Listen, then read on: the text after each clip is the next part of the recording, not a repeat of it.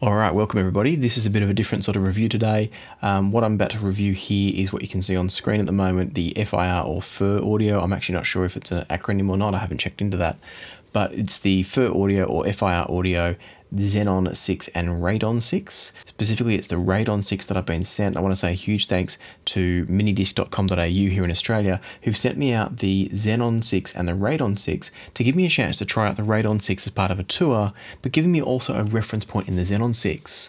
And this is a bit of an interesting one because according to the website, I'll just show you down here, the Radon 6 that I've got is meant to be a limited edition anniversary model, but at the same time, it's curious that FIR Audio have been keen to get this one out on tour, apparently, and so I'm wondering, and also minidisc.com.au were wondering, if perhaps they're actually going to extend it and make it a permanent model. So this is going to be an interesting one because I don't normally review things that have limited lifespans or limited runs, I should say, because then they just disappear and we don't get to enjoy them. They're limited to how many people can get their hands on them, but at the same time, this might go on forever as a model. It's hard to say.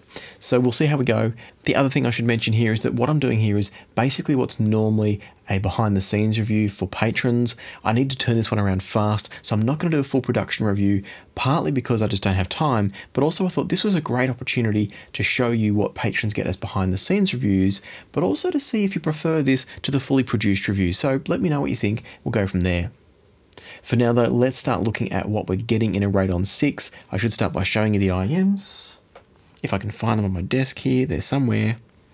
I've just been doing all my measurements, so it's a bit of a mess here at the moment. But what we've got is a beautiful, I'll start with the cable. The cable's quite nice. It's nothing special to look at and feel, but having said that, ergonomically, it's nice and solid. It feels very high quality and certainly is nice to use. We then have at each end a simple 2-pin connector. Make sure you can see that okay.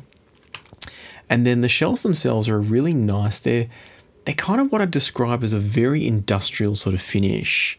Hopefully you can see that there. There's nothing special about them in terms of the look, but they feel really good. I'm really a big fan. They just look and feel solid, built to purpose, no frills, nothing fancy. They've got a beautiful looking faceplate. I'm not going to be able to do justice to it in the webcam here, but you can see it on the screen. It's a beautiful faceplate, and these just look absolutely like they're made for business, and I kind of like that. So not a lot more to say about the shells. The one final thing I'll mention about them is that on the top of each shell, let me just get this cable back in here. On the top of each shell, hopefully you can see just that little hole in the shell there that's sort of in that groove before you get to the nozzle, between my finger and the nozzle. They've got a venting system. It's not unlike what we've seen before on brands like 64 Audio. It's their own version of it though, their own being FIR Audio. And that's if we come down here, that's what's known as the atom venting system, and so I'm guessing it's working in much the same way. As far as I can tell, it's a small port with a screw-in filter that's going to have some sort of different damping material in each of the different filters, or a different amount of the damping material, and that's going to change the amount of venting and pressure relief from the earphone. That should also then translate into some slightly different sound quality as well. So part of this I'm going to go through and have a listen to that, and you can see what you think. While we're here though, let's have a talk about some other things about the Radon 6. As you can see, it retails for $3,299 US, so these are a very premium IEM. They're not going to be an IEM that's for everybody, and that's true also if we just jump over to the Xenon 6, true for those as well. They're $3,899. Now, interestingly, I don't want to give the game away because I haven't listened to these properly yet. I've just given them kind of casual listening, but looking at them, it seems to me that the Xenon 6 might actually not be as good as the Radon 6. And so one of the beauties here is A, if you can get your hands on these as a limited edition, or B, if they actually make the Radon 6 a long-term ongoing model, there's a chance to save $600 and possibly get an even better IEM. And as part of that, I was really curious. I came down here to have a look and compare the specs, and realistically they look identical. It's the same set of drivers, meaning that you've got a 10mm, what they're calling kinetic bass driver. That's essentially a bone conduction driver. You've then got the combination of 2 mid-range balanced armatures, a high mid balanced armature, and then another high balanced armature that uses a sound reflector. And then we've also got this ultra high frequency electrostatic driver. If we then jump over to the Xenon again, it's exactly the same here. no differences at all. Even the impedance is the same. So it's hard to know exactly what they've changed, but when we look at the graphs in a little while, you'll see that there is a difference in frequency response, it seems. And to me, what's happening is that the Radon 6 is giving us slightly more bass response, and it could make for a really nice IEM that's also cheaper, so that's kind of exciting. I think other than that, the only other things I want to talk about is some of the features. If you're not familiar with FIR audio, as I said before, we've got this 10mm, what they call kinetic bass driver, and that's going to give us the ability to have what they're calling a hybrid conduction. So it's both an air transmission, but also some kinetic transmission. So you're going to feel the bass a little bit. It's going to go through the bones. We've also got the atom venting that I've already talked about. The open acoustics is quite interesting. This is not dissimilar to what I think 64 Audio do something like this. Possibly also it's done by, the name's escaping me, Campfire Audio as well. So basically what they're doing here is they're letting the balanced armatures actually open out into a sound chamber rather than trying to push the sound through little tubes. And the idea being that the tubes can alter the sound, they can make it sound less natural, and so they're trying to do this open acoustic design. And the final thing they talk about here is rigid technologies. Basically, as far as I can tell, it just means they're trying to make them very durable, high quality, a lot of metals being used in the design. Everything looks and feels really sturdy, like it's absolutely going to last for a long, long time. So nothing to complain about there. Some of this is marketing talk. Some of it, as in rigid technologies, is a bit of marketing talk.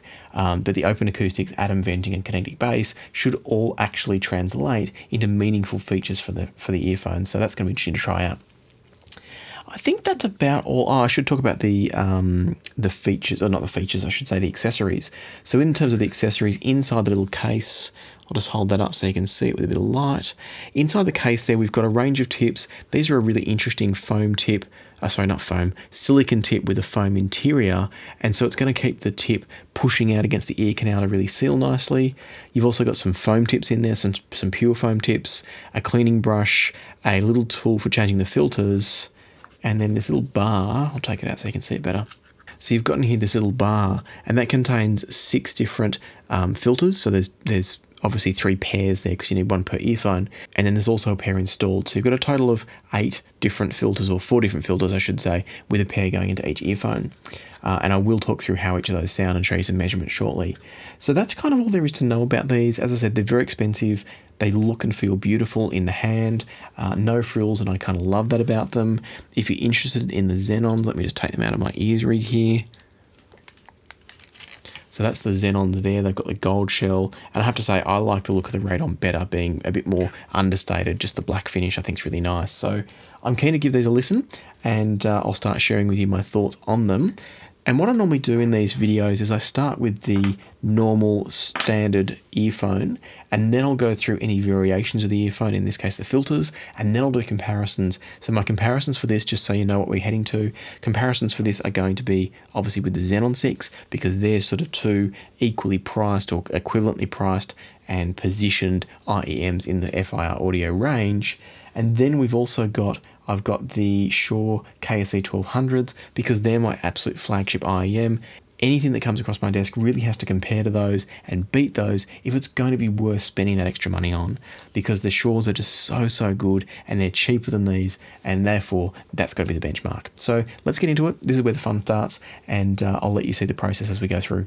Now I've set up some listening notes here. I'm not necessarily going to record this as a finished review, so the notes here is more just so you can sort of keep track along with me as we go.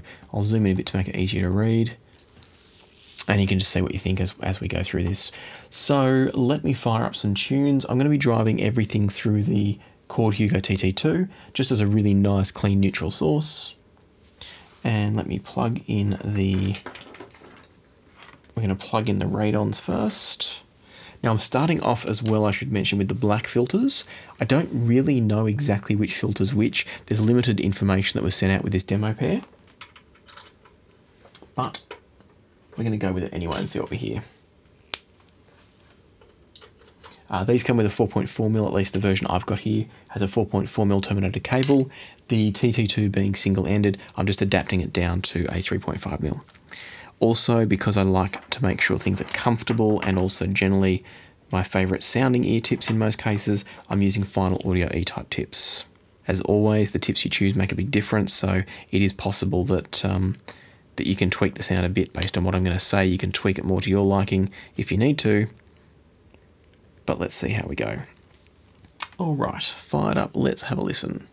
So what you're going to be seeing here, these are some albums that I've considered using for testing, but I haven't yet kind of landed on as definitely test albums.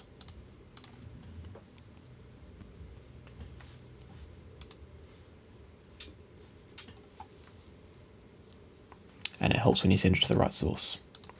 Send that to the M scaler. Just make sure that there's no DSP on, which there probably is. Yes, there is. Okay.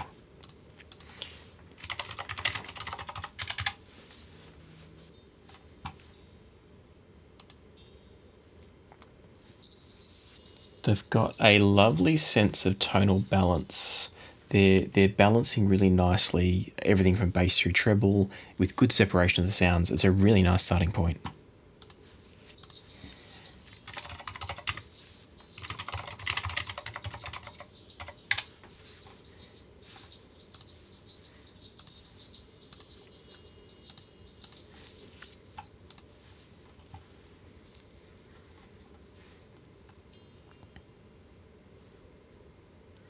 I've just changed over some general music just because I want a wider range of options here that I know really, really well. Wonderful sense of space in the sounds.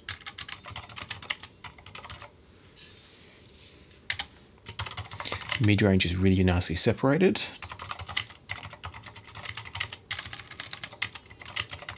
And excellent tonal balance, so that the vocals just sound real. And so far we've had female and male vocals.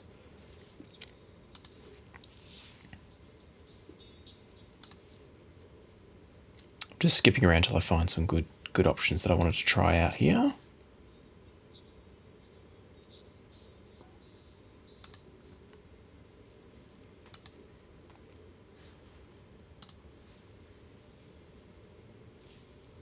As you see me skipping tracks, it generally means that it's not a great recording. Or it's a track I don't want to listen to sometimes, but the ones I stop on will always have a quality that I like for a testing point of view, and I'll try to share that if it's particularly relevant. Beautiful sense of balance across all the tonalities. It's really, really excellent. And I'd say they're a very neutral sound overall. I do need to hear the bass depth though. That's something that's important.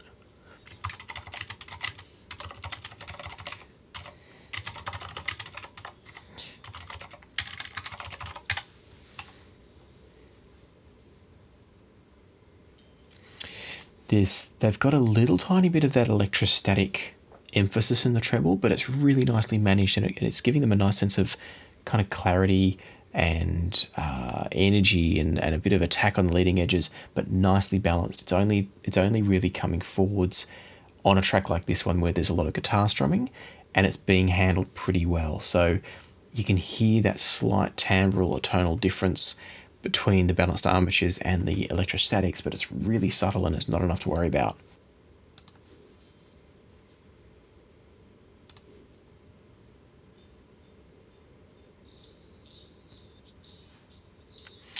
Okay, on a track like this,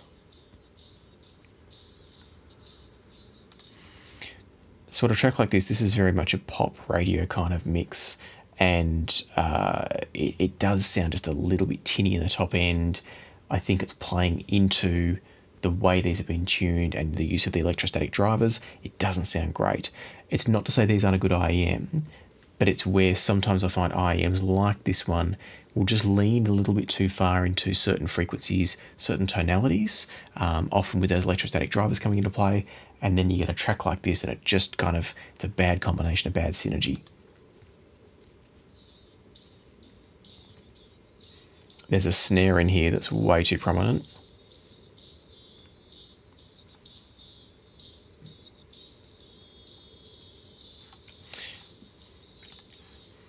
Very interested to come back. Let's come back and try this one with the electrostatics, the KSE1200s in a minute, and see how it compares to those. It'll be very interesting. None by Ben Lee for the comparison. But other than that, I'm really liking these. I think they're fantastic, beautiful sounding IEM, wonderful separation, staging, the tonal balance. I've already said a couple of times because it's that good. It really stands out to me. So I'm generally pretty impressed. One thing I haven't done is test the staging quality. So let's go with Yoshi Horikawa. His stuff's always great for getting the nice sense of staging. Give me something that's in my library, please. I know this track's in my local library, but it's not showing up.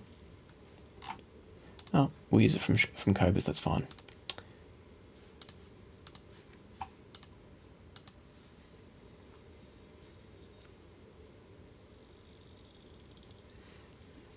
Yeah, as I thought, soundstage is excellent. Really, really big.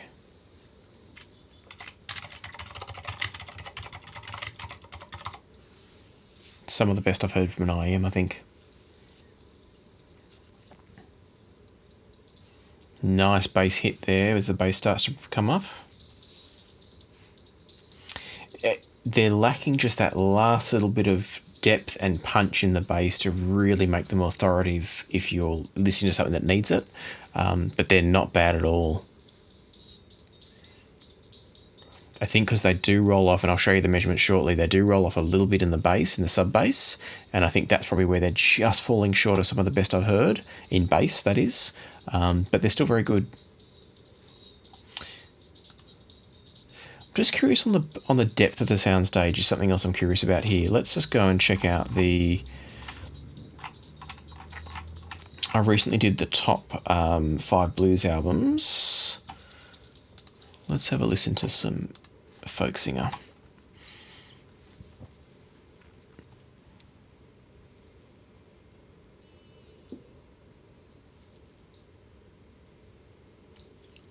Beautiful sense of space. I'm really impressed with these in that regard. If I had to pick a hole in them, I don't know if they're giving me as much depth as I'd like. I feel like they're a little bit two-dimensional, amazing left-right width, but the depth it's good, but it's not 3,300, I think it was. They're not 3,300 good. Let's try a couple of other tracks and see. Let's see what we can get here. So in this recording, I know for a fact there's a lot of depth. There's almost too much depth in the soundstage. It's almost artificially so. And certainly I'm hearing BB's guitars really close inside my head. The piano's right in my left ear.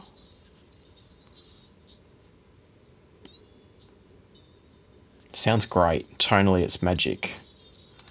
I'm just not hearing the...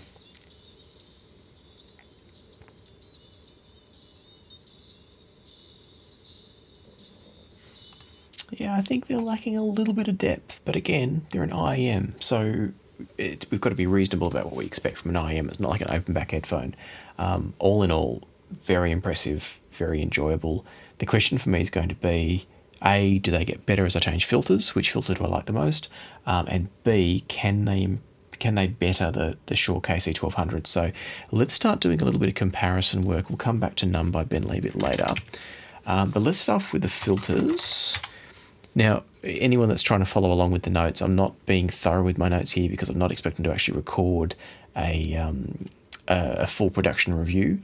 What I'm really doing is just keeping some notes as I go to remember some key things that stick out to me and just have stuff to refer back to. So apologies if you were looking for a full set of notes. You're not going to get that from this review. Let's start talking about the filters now, and I might actually jump over and show you some measurements to start with. So this is the range of measurements of the Radon 6, starting with, let me just bring them in one by one. So what I've just been listening to is the black filter. Now I use a compensation curve on all my measurements that essentially is going to give us if it's a dead flat line, it would measure, or sound I should say, pretty much like a perfect pair of studio monitors in a perfect room. In other words, dead neutral, no coloration. So as you can see, these have got a bit of deliberate coloration. They've got a slight bit of warmth and focus through the mid-range, then a bit of treble energy up there, which is what I was talking about before with the Ben Lee track and a few others that I've heard from them. But they're also not vastly kind of straying from neutral. They haven't got a major lift at the bottom end or huge peaks up here. I know these look fairly high. What are we talking? 8 dB at about 5,500 K, 5,500 hertz, I should say. It's late at night when I'm recording this. Apologies. So they're not completely uncolored by any stretch, but it's been really nicely balanced. Things like having this bit of weight here helps to offset the treble up here and really balances them out nicely. So I'm kind of liking that. So I'm going to throw on a track now. I might choose something that I really enjoy to listen to, and then we'll go between the black, back to the silver, back to the gold, back to the red filters, and I'll talk about what I hear. Before I do have a slight gripe about the filter system. These filters, as you've already seen in here, they're absolutely tiny. They're probably too small. I think when I was going through my initial just kind of casual listening, I must have dropped filters about 3 or 4 times while I was doing it, and I was being careful, but they're just so tiny. It's very easy to drop them, and if you do drop them, it can be very tricky to find them. So it would have been nice to see something a little bit chunkier. I get why they won't be making it chunkier because it keeps the shell size small, but it is a bit of a fiddly process. I'm going to have to cut the video every time I change these filters, or there's going to be a whole lot of dead air, and you're not going to listen to that. So bear with me. Let's go through the filters, and I'll talk about what I hear. But let's start by finding a track that I actually want to listen to over and over and over again. All right, that didn't take long. We've got Extraordinary Machine by Fiona Apple for this one. Just a bit of trivia there. This happens to be, Fiona Apple in general, happens to be a go-to test for ZMF headphones, and I think particularly Bevan at ZMF is a fan of Fiona Apple. Great recordings, nice test tracks, so a good one to check out if you want to. Let's now have a listen. So again, I'm starting with the black filters. You can see on screen, it's going to compress the graph a bit and make it look a bit extreme, but this is what I'm listening to right now, is the black filter. And then if we look at the silver, I'm just going to go full screen for a second. If we look at the silver filter, it's going to make almost no difference based on the graph. That doesn't always hold true to what we hear. There's a little bit of an artifact. Let me just pause the music. There's a little bit of an artifact down here that was from when I was doing the measurements. There was a bit of noise in the house that happened to peak at around 80 hertz. So that bump there is not accurate. Think of this as a smoother line that kind of carries through where the white line is, just kind of imaginarily remove that little bit of extra bump there. So you can see that the silver filter should give me just a little bit more bass, and also it might give me a tiny bit more presence through the 1K to 2K region, and also a little bit more energy up at about 9K. So it should be subtly different, but I'm not expecting a drastic change. Let's see what we hear. Let's see if I can even get the tool out of the container. Yeah. Oh, come on. Okay, got it. Okay, so officially not a fan of getting the tool out of the container either, but let's go. Let's change these over. I'll see if I can actually show you. I'll probably edit out most of these changes, but for this one, I'll show you just how small these things are. So that's it there. Hopefully you can see just how small it's on the end of the tool. Very, very tiny. They are threaded, but the thread doesn't have a huge impact. Like it's like it's going into a soft material that the thread can't grab onto. So you've kind of got to help it along a little bit. It's not a proper screw in, screw out system. And then the problem is that you need to put down the filter while you get the other one out. And this is where the problem happens, and they get dropped. So you remove this one from the little holder. Okay, that one's in.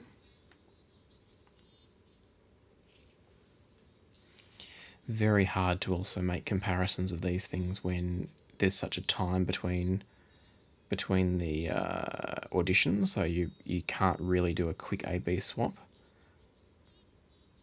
Unless you can afford to buy 2 pairs for $3,300 IEMs. Congratulations if you can, that's awesome.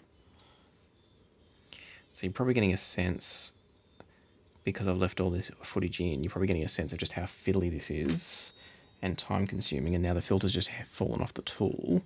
So now I've got to pick it back up and try and get it back on the tool. Not a fan of this system at all. All right, that's in. Let's have a listen.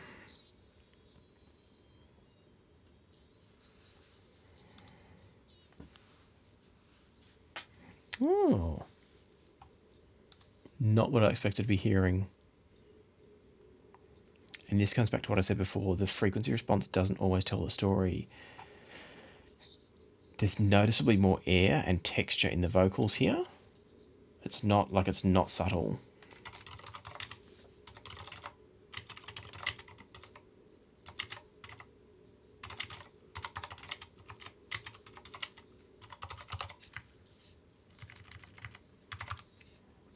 I'm not specifically noticing extra bass response, so I'm not really hearing this. What I'm really hearing is around this kind of presency region. I think it's really brought forward in a subtle way. It's really brought forward the texture in the vocals, made them a bit more present, a bit more tangible, and so far, big fan of the silver over the black. The black's fine, but it's not, I don't think it's as good as the silver in my opinion. Now I've got to put these black filters away so I don't lose them.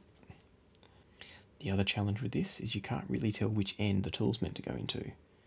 So you kind of got to trial and error till you find out which end you're putting the tool in. Okay, blacks are away. So silver's winning me over so far. It's probably bringing the vocals up and closer a little bit, but in a positive way in my opinion. It's actually probably going to help with depth a little bit too. Things like the bassoon in the background sound really good. They've got texture, clarity, more so than it had with the black. I'm impressed. That's really nice. So let's have a look. We're going to go away from the black. We've got the silver in there, and I'm now going to put the gold in. So you can see here that we should expect a drop off in bass, a drop off in that presence region again. In fact,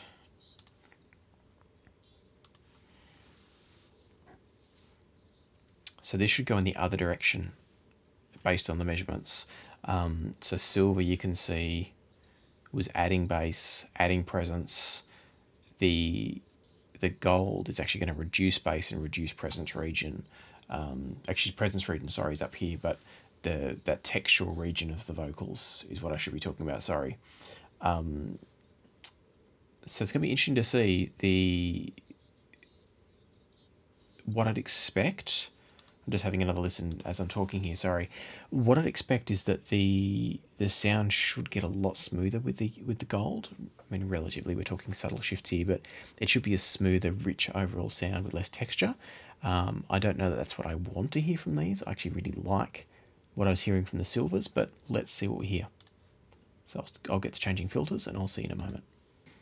I'm just finishing up putting on the gold filters here, and I just wanted to mention what I'm feeling at the moment is that these are really similar to the recently reviewed Unique Melody Mentor, Multiverse Mentor it was, and in a good way. I think the Mentors are a bit smoother overall, but there's a similar overall quality which makes both of them fantastic. So it's a shame I don't have the Mentors here anymore because that'd be a really interesting competition. Now let's try out the golds. It's another sound that's really enjoyable. I was worried it was going to get too thick, but it really hasn't.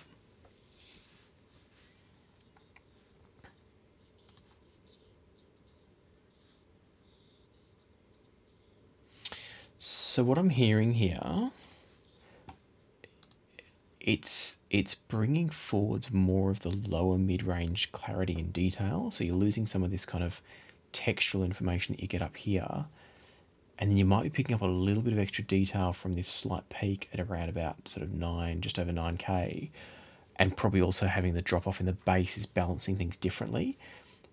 It's not as bright a sound as the silver tips, or the silver filters I should say, but at the same time it's a sound that is it's still detailed and very resolving. So it hasn't gotten rich or smooth or thick.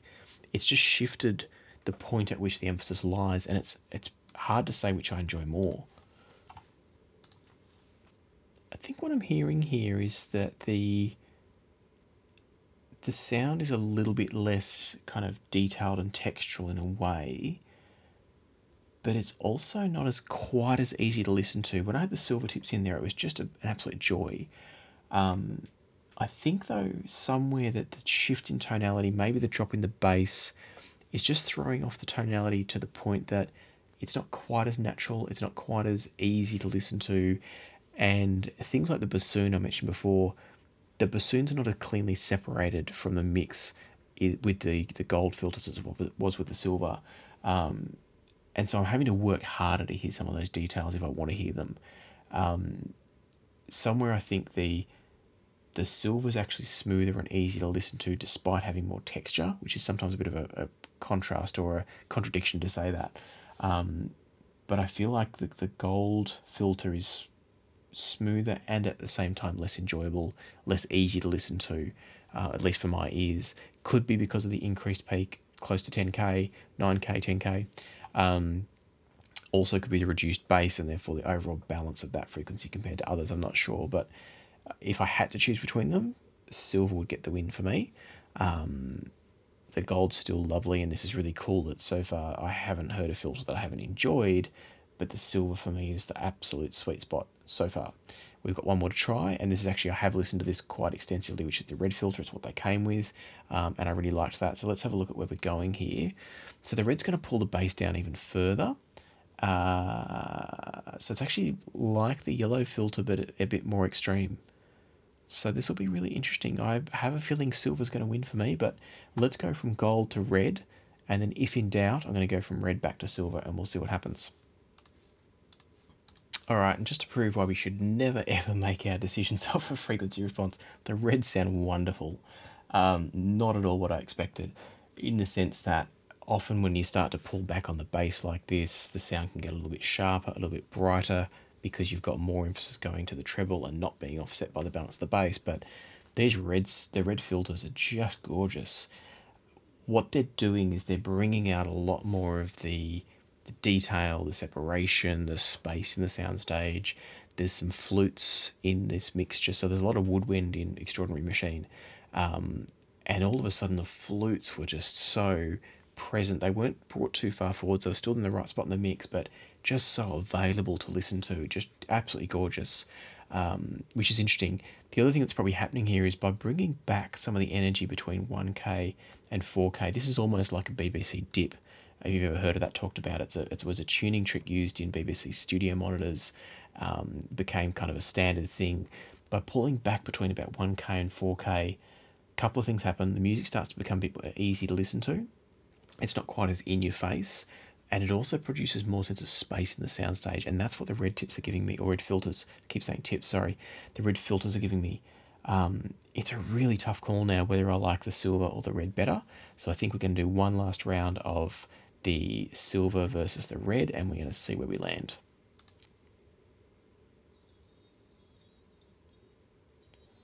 Oh, it's going to be tough though. The red are just gorgeous.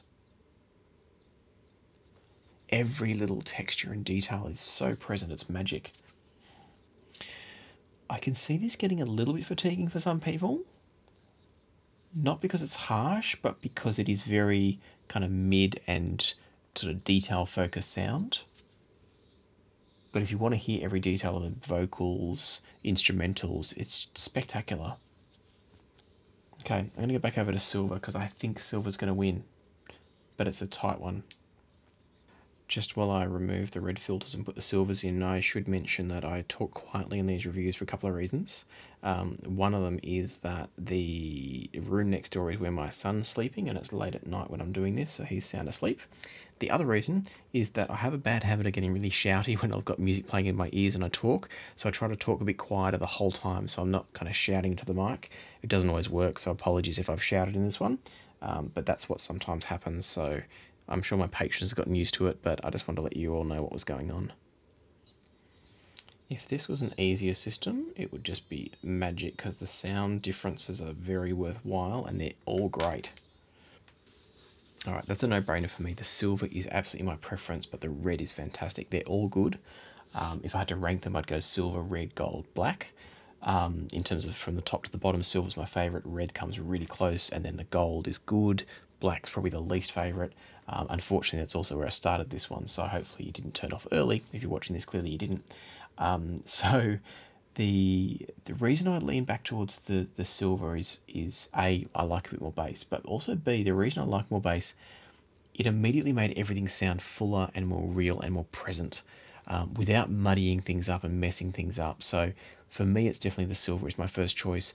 The red filter, depending on the recording, is not going to be enjoyable across all recordings. That's where it's going to start to get messy potentially. It could get a bit more fatiguing because you haven't got that bass to help offset the treble.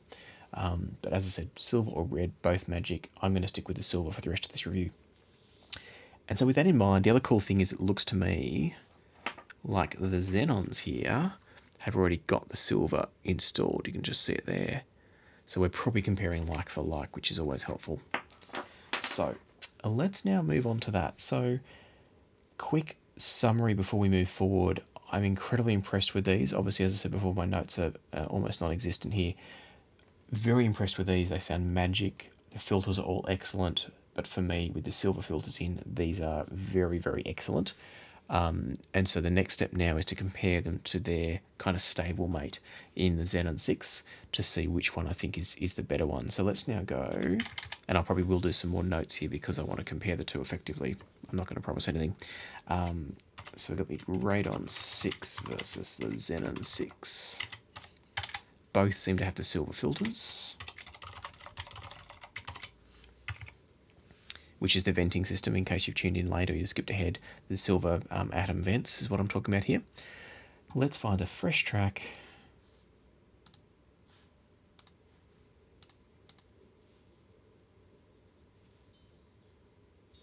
Not bad, we'll stick with that.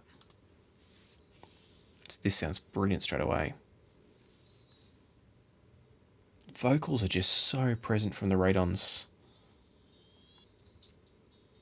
Bass is really solid. As I said before, the extension on the bass isn't exceptional, but it's very, very good. It just has that little bit of roll off at the very bottom end that takes away some of the sub bass presence, but really nothing to complain about. If you look at the, in that whole flat line thing that we talked about before, if we think about the flat line at 80 Hertz, it's getting to 40 Hertz before it rolls off, and that's pretty cool. Okay, so I've heard a bit of that. Let me now switch over to the Xenon 6. And we'll see how the Xenon 6 sounds. So what I'm going to do for this one is same exact tips, trying to keep things consistent. Again, if you tuned in late, this is the final audio E-type tips that I'm using. I don't tend to use the tips in demo units that I have to send back because I'm sure no one wants my smeggy earwax there.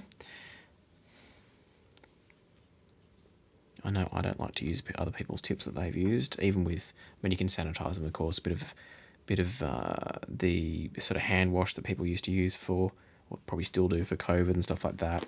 You can always roll around the tips in your hands with that in your hands, or a bit of isopropyl alcohol will work.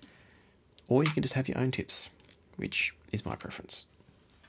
Alright, so switching over to now the Xenons, which is apparently the more expensive and ongoing model, otherwise very, very similar.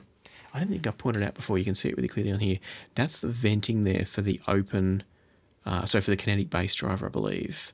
So it's going to give you a bit of sound, I think, through the nozzle, but it also is going to vent some of the bass sound to the structures of the ear, obviously the cartilage inside the ear, etc. I believe that's what that's doing and how it's working. Alright, let's hear how this sounds through the Xenons. I'll show you the frequency response graph while I listen to.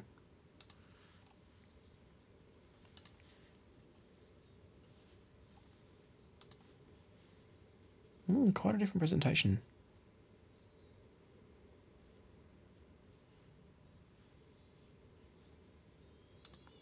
There's the comparison point. This is going to be a quick comparison. Very quick comparison.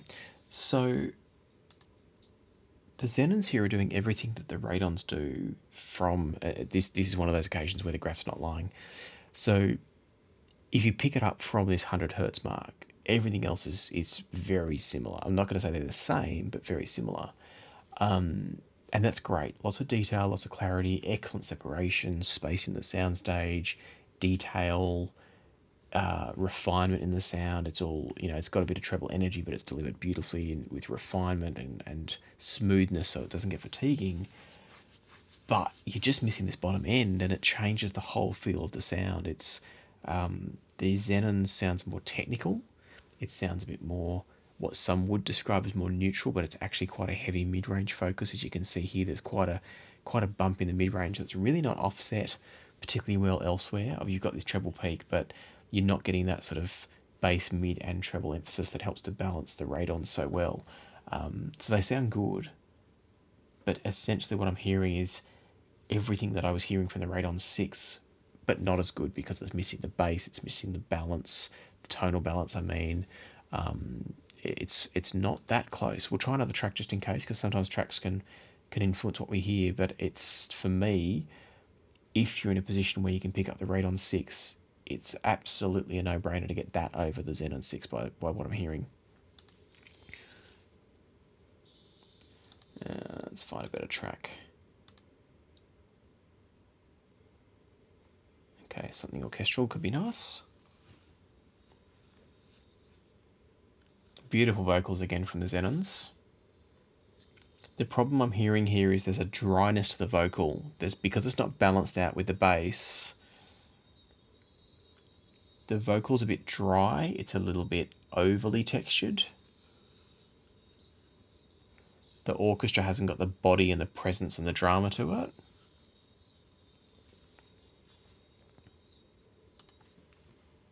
So lovely if you want to hear the texture and the kind of all the details in the sound. But if I was just reviewing the Xenons, I'd be impressed with the technicalities, but I wouldn't be recommending them, I don't think. They remind me a little bit, apologies if I just bumped the microphone and made a noise. They remind me a little bit of the much cheaper, the Custom Art 3x3, FIR 3x3, in the sense that they've got that really strong focus in detail and clarity and mid-range, which is wonderful if that's what you want, but it makes it quite a niche sound. It's going to work really well in some genres and not on others. Whereas I feel like moving over to the Radon 6, these are an IEM that will absolutely work, I think, for everything. They've got the bass, they've got the mids, they've got the treble, they've got the tonal balance, the detail, the separation. They just don't miss a trick. So, yeah, for $600 less, if someone's in a position to buy these over the Xenons, just do it. But let me have a listen to this track just in case. So yeah, hold off on doing that. I might be jumping the gun.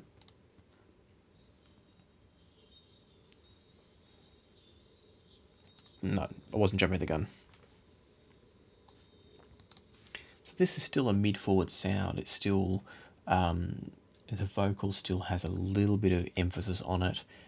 That I think the difference is when I was listening to the Xenon 6, Peter Gabriel's voice started to sound a bit unnatural, whereas I think what I heard with the Radon 6 I describe as being, it was like it was in the mix, that particular part of the vocal was emphasised, those frequencies were emphasised, his position and closeness to the microphone was more clear. And so it wasn't unnatural so much as showing me where the emphasis was in the recording, whereas I think it just went a bit too far on the Xenons. The depth in the bass is giving me that orchestral presence that I was missing a bit from the Xenons. So yeah, for me, you're still getting a detail-oriented, very resolving, mid-range focused IEM in the Radons, but with the balance down low to make it a very natural and sort of what I would actually call closer to neutral sound, because neutrality should include bass, and I feel like the Xenons just taper off a bit too much there. The other thing that's really worth mentioning here is that the changing over to the red filters on these would bring them closer to the Xenons, but still better. So yeah, this is an easy contest. Absolutely hands down, no contest, the Radon 6 better than the Xenon 6 in my opinion, unless you specifically wanted a mid-range, detail-focused, texture-focused type IEM. In that case, the Xenon 6 is great, but for an all-rounder that does all that and more, the Radons are incredible. So final test now is to look at the Radon 6 versus my favourite Shure KSE1200s. Now the Shure KSE1200s off the top of my head, actually let's not go off the top of my head, I don't trust that tonight because I'm tired. Let's have a look at what these currently go for. Shure KSE1200. And I need a US listing.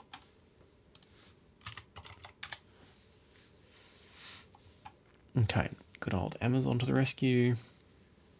All right, so we're talking 2,000 US dollars up against 3,300. So there's a big difference in price. You do need to recognize that you're carrying around with you, if you have the Shures, you're carrying around this box as well. So you have to take your line input to here, and then your headphones come out of here. So this comes from your DAC and your amp. This is an energizer because these are a true electrostatic. So let me see if I can't plug this into the M scaler and have both, not the M scaler, the TT2, and have both running at once.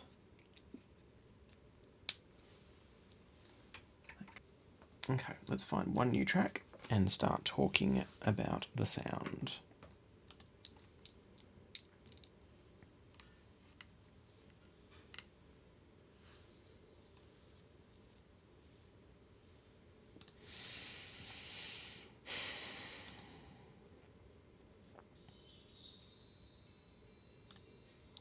Trying to find something that hasn't got a whole bunch of compression on it.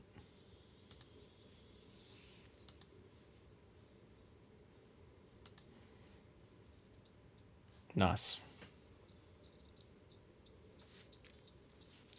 All right, so there's only so much I can say about these that I haven't already said.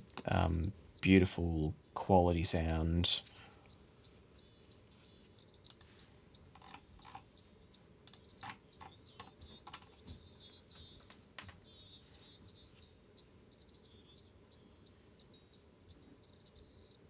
These are really magic.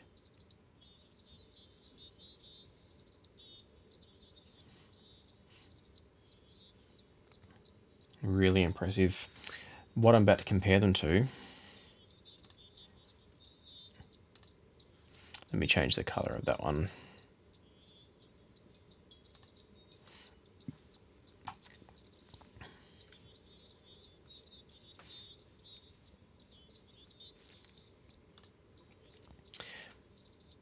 So on this track, I am finding some of the sibilants a little bit harsh. This is just as the recording and how the recording is. This will be very interesting though, because sibilants generally sit in the sort of the 4 to 6K range. There is a bit of a peak here at 5.5 to 6K, whereas the Shures don't do any of that, which is part of what makes them really smooth. The Shures, being a pure electrostatic, are also going to be a faster driver overall compared to the mixed driver capabilities of this one being dynamic, balanced armature, and electrostatic, which is really electret drivers, where they're not high energy drivers. They've got a static charge applied to the membrane, and that's what's responding, as opposed to a true high voltage electrostatic, which is what the Shures are. I'm not saying one's better or worse, they're just slightly different. So let's jump over now, have a listen to the Shures and see what we hear on that same track. This is a tough one. So straight away, let me just split the screen here. Actually, let me not, I hate that. Straight away, what I'm really noticing is you can absolutely hear this extra 2K energy from the Shures. It's got a drier sound, a more textural sound on the vocals, which is neither good nor bad. It's just very different.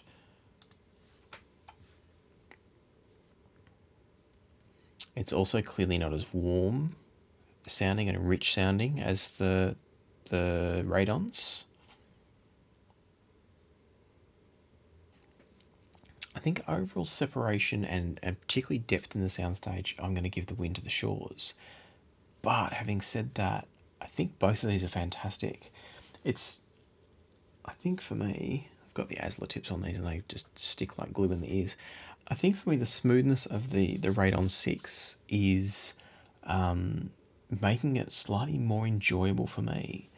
The Shures are more neutral, they're more kind of, you can see here, they're more of a flat line throughout, and so that's going to make them probably a better reference point if that's what you're looking for. But if you're looking for musical enjoyment, this kind of nice contoured bass and mid-range emphasis from the Radons is really exceptional. The treble's been beautifully managed for what it is. So I guess it comes down to, as I said, if you really want reference, the Shures are brilliant.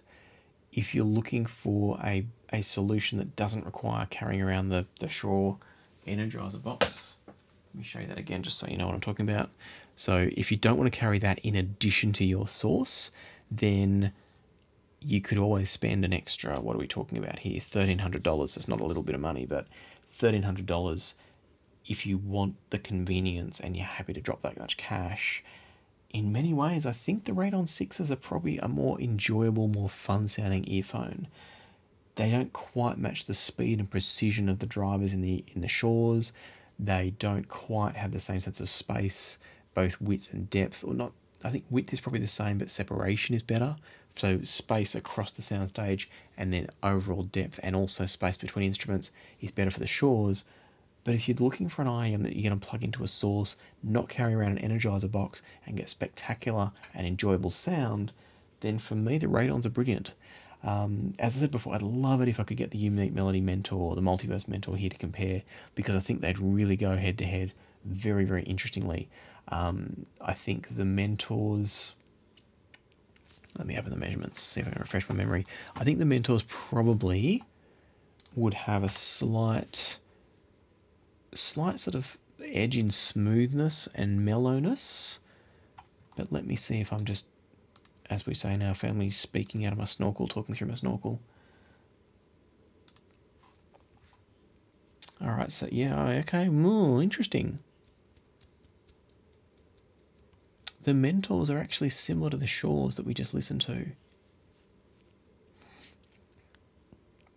So probably the Mentors had a beautiful sense of weight and body and richness, but I think part of that's due to the decay on the drivers. They're a little bit slower sounding in a good way. I think probably what we're getting here then with the Radon 6 is a faster version of the Unique Melody Mentor, Multiverse Mentor, just in case that makes a big difference.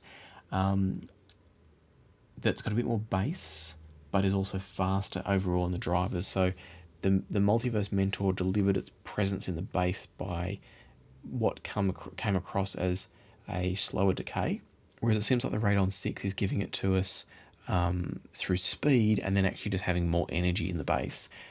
So yeah, it'd be a really fascinating head-to-head if I could do it. Sadly, I can't. I don't own the Multiverse Mentors, but that would be an interesting one.